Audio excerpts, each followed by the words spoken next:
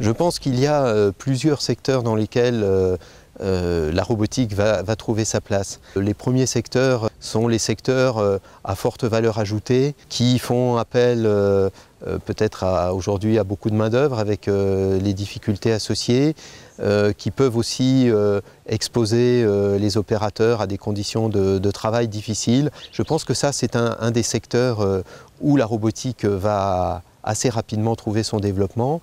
Mais je pense aussi que sur une agriculture technologique, elle a aussi toute sa place. Donc on voit bien, il n'y a pas une direction unique, mais je pense plusieurs niches que va pouvoir occuper la robotique. On peut très bien développer des systèmes de robotisation avec un opérateur à distance utilisé sur des grosses machines.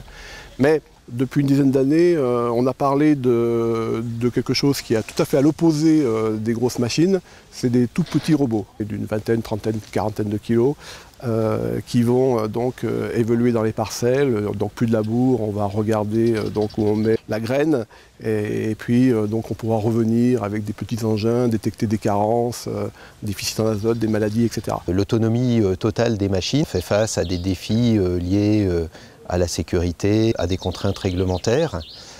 Mais il y a des étapes intermédiaires. Ce sont notamment les machines autonomes fonctionnant en coopération avec des machines pilotées et donc qui permettent à l'opérateur de démultiplier l'efficacité de son travail, qui permettent aussi à ce même opérateur de se concentrer sur son savoir-faire, laissant aux machines une part d'autonomie par rapport à une tâche qui a été fixée au préalable et qui se fait en association avec la machine pilotée.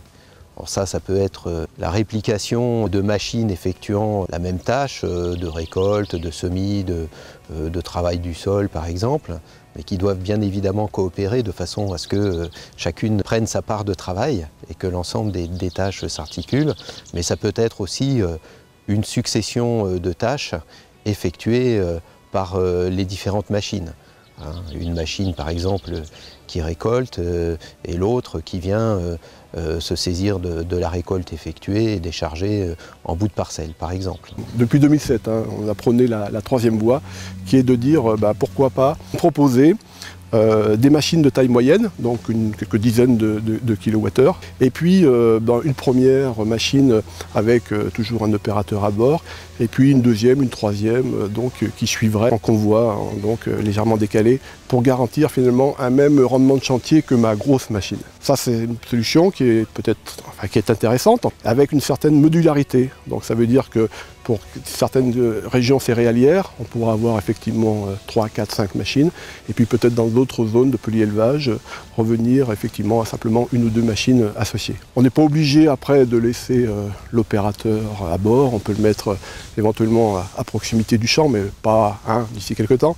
Et bon, c'est pas la peine que finalement il soit donc sur le premier véhicule à se secouer si on peut lui éviter. Mais ça dépasse la robotique. Et pourquoi rester sur des architectures classiques avec des grosses roues, des petites roues, etc., des transmissions, etc. On pourrait effectivement se poser la question de l'intérêt de moteur-roue par exemple et rechanger complètement l'architecture du véhicule. Et on pourrait même, si on est dans des tailles moyennes, bénéficier finalement de l'évolution et des composants de l'automobile.